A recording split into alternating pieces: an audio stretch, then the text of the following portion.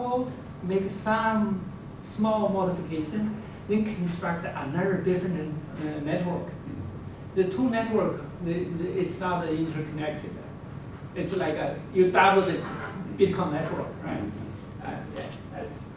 And also the format and technology is not very mature, in my opinion, because I've been working on database for so long, and database is very sophisticated technology.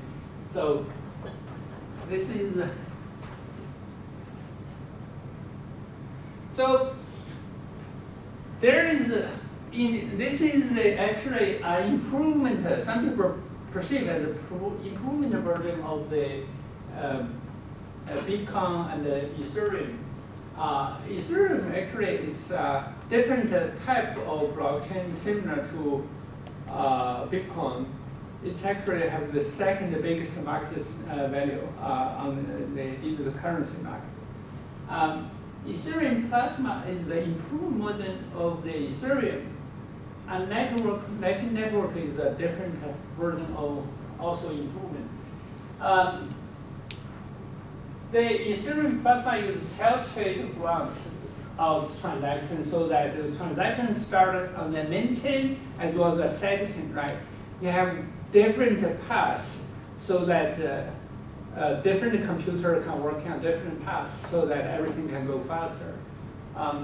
But the problem is that it's very risky because a hacker can technically go to a branch and attack the branch, right? So the Lightning Network will use a local channel. Like if I know Yuan on this instrument, we can deal locally. We don't need to go to the central authority, right? Say this campus have a team and monitor everybody is not cheat, and then you deal locally. That then also has a problem because sooner or later, if you for too long time you do not go to the main chain, when you eventually go to the main chain, the transaction is already has a time lag, right? So you end up have problem. Maybe someone can fake inside the branch. Again, hard forks are used to relieve the pain of the Ethereum, also very slow, and they are also forked probably 3 times already. They are going to fork 2 more times. The US is another fake, kind of like a US security SEC. United States Security Bureau is investigating this one. Basically, this guy say he can do millions of transactions per second. Eventually, many people prove that's impossible because there is no new thing from the thing. It's still use the old blockchain structure. Ethereum also have a big security problem that they use like a user, like a cinnamon or somebody, you can write your own code type with unlimited bound of function. Like you can use computer language to write a function, what you can do with the code and what the code can do, right? In this way, because there is unlimited possibility. Anyone in computer science major? Okay. So in computer science major, if you let people write the function to without a limit, that means you can write anything in function, right? The function became unlimitedly powerful, right? So in this way, they open the endless possibility of a hacker, right? Hacker can do many complicated things. And also, they have a VM structure which is very big. They don't have enough developers. So the main success of Ethereum is basically you can define a smart function and define your own token. Actually, right now, 99% of the ICO is a software that define a smart token on the Ethereum network. Most of the people are cheating using the approach. So what we are trying to do, actually, we are doing a brand new redesign of blockchain in terms of format and how we process it. We basically started from the original Bitcoin source code, and we also construct our own Bitcoin network. On top of the network, we will construct a second layer of relatively centralized processing. And gradually, we will develop something between in the middle, and the middle layer will be perceived from outsider, from consumer, will be exactly like a normal Bitcoin network, but it's very fast. It's parallel processed. How we parallel process, we'll discuss a little bit later. It can do millions of transactions with dozens of servers doing transactions in parallel, because nowadays, there is no computer or CPU powerful enough to process too much transaction, right? So doing parallel processing is almost the basic necessary condition to be successful in the long run for any Bitcoin. Eventually, current Bitcoin or Ethereum will be replaced by a more advanced version of the blockchain. Even maybe our company, but some other company will replace it because current one is not going to scale. So the initial latency will be about 1 second. It's about 600 faster. And transaction fee costs about $1 US. We use bank security standard, so basically everything transaction will be protected, and it's also durable. In here, we'll talk about how can we do that. So there is something we have very special. No other company has it except Intel. Intel, I was working on Intel for 5.5 years. I was using this Intel tool to monitor what's inside the CPU. Basically, CPU, in a Xeon CPU, there are about 72 billion transistors, and there are about 500 function accelerators. So use the tool, you can monitor how much the accelerator is being used. Basically, the CPU can do many things in parallel, much more powerful than the CPU inside your phone. So it's much bigger. It's about like 20 times bigger than the CPU inside your phone. It's a huge CPU. And we'll talk about also the latest improvement from the CPU design. This is the CPU about the time when I went to Intel. It's 2007. At that time, the CPU is called Halberton. At the time, they are frontside bus, meaning that the two CPU will first connect to a memory controller. The memory is only connected to the memory controller, not directly to the CPU. So on the next generation called Millennium, it's about 2008. 2008, they begin change to the memory is no longer attached to a thing. It's directly attached to the CPU, right? So the CPU can get the data from the memory very fast, and the bandwidth is doubled, right? Even when they are same frequency. This hub is only for I/O. So this is one change, which I will talk about the latest two more changes, which needed to help us to process everything in parallel. So this is the Broadwell generation. It's currently Intel is selling this CPU. You can see that there are two RAM within one CPU. There are 22 cores. The QPI is to communicate between this block with another block, another CPU. That's the QPI. It's a parallel interface, very fast. That is the PCIe, where it is connected to the I/O, storage, router, network thing. And this is the internal ring. These are the master level caches, the L3 cache. And these are the core.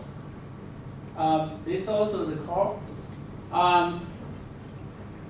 This interconnect home controller basically is a local customer controller to detect whether certain shared memory is used by another core. So you can see that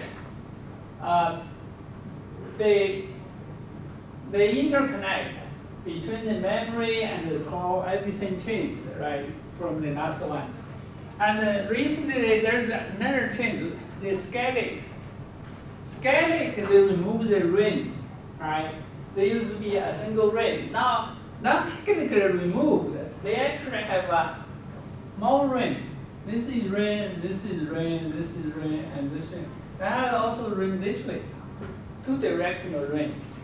So in doing this, they actually can fit in more bandwidth for the supply of the data, right? If this core want a big amount of data, it can go this way, can go this way, right? So we had two ways to supply the data. This kind of, in my opinion, in this level, this is bad. But the data come out very good. So this is something very helpful for us to parallel process, because if you look at this chart, it became, when this is actually the QPI, the interconnect between the CPU is that one. And this one became very similar to this one, right? So technically speaking, you can merge several CPU, interconnect them together, and doing parallel processing as if they are single CPU, right? So doing measurement of this actually end up very similar latency from a different core connected from there to this versus this one to this. The latency and bandwidth are very similar. So this gives the possibility of doing massive parallel computing inside a number of servers. Basically, you can have many servers, and you interconnect with them high bandwidth, low latency interconnect. Normally, is infinite band, where things can be moved parallelly very fast. This is only part of what I was telling you. I didn't tell everything because we actually use distributed database a lot, so we didn't cover that part. But it gives you the idea, basically, how to moving forward in the future. Parallel processing is prerequisite or necessary in order to succeed in the next level. So basically, what our competitiveness is, we are the first parallel blockchain and the parallel processing blockchain. We also added the coin exchange and the retail payment system. Eventually, we have some experience in 20 millisecond response telecom system. We have database and the Intel tool to help us. So this is my team. The first one actually is my classmate. The third one is my boss, my former boss. So it's kind of a friend to get together to working on it. The other one, I also know them as a friend. So it's cover a little bit about the ICO because somebody in the audience may get excited to go to buy the Bitcoin. Actually, it's very tricky. Right now, the ICO, 95 of them, technically, you can prove them are false. They sell millions of money, but they actually technically are cheating. they are actually, I talked to some of the boss, they admitted that. So it's very risky business right now. Yeah, I think I'm done with it. Let's question. Any question from the audience? Yeah, any questions? I guess this is a heavy computer. Yeah, we can just freely. You can just free discuss. So I have a naive question. So because some of our colleagues work on parallel computation algorithm, mostly mathematical way. So people currently use either synchronized or asynchronized type of parallelization. So in your scheme, do you think synchronized versus asynchronized could be different, or one might be more important than another?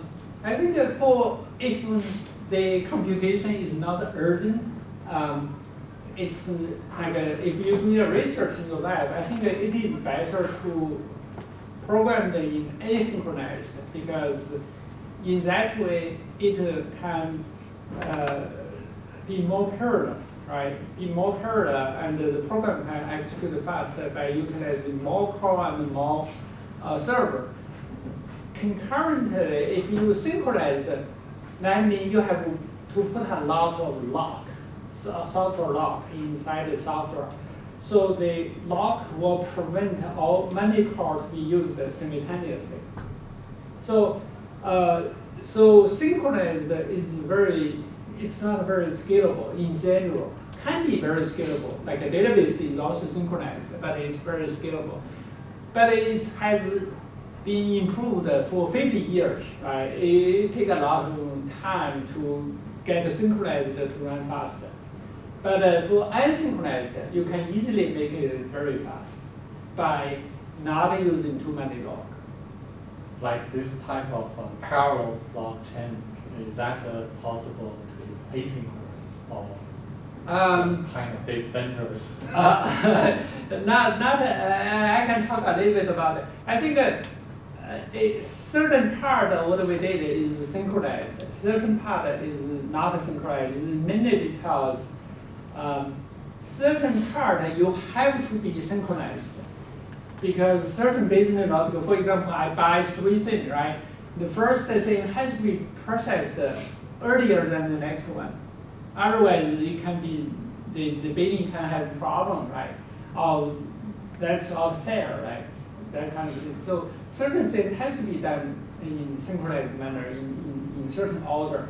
But for you, I think maybe it is better for asynchronized to use multi-thread and spread the data computation into multiple server, right? So that the more hardware can be used simultaneously. Okay. Any other questions? I have a question. Does slow speed of Bitcoin transactions, is anyone doing anything to accelerate that?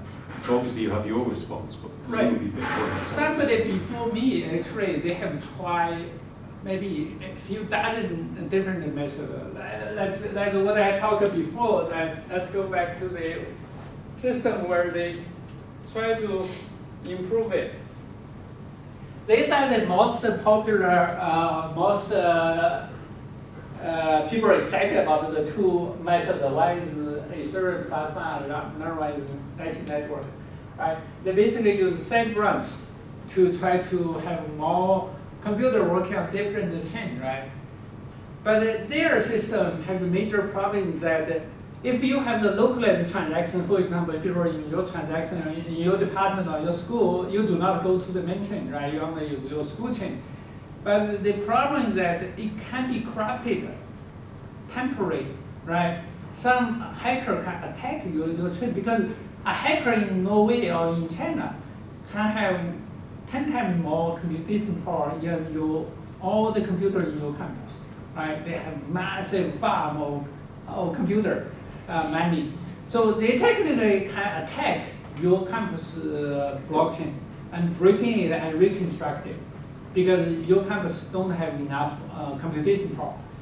That's very risky, right? You have to have certain trust in order you could use localized blockchain. And also, when the students from your university, they go to transaction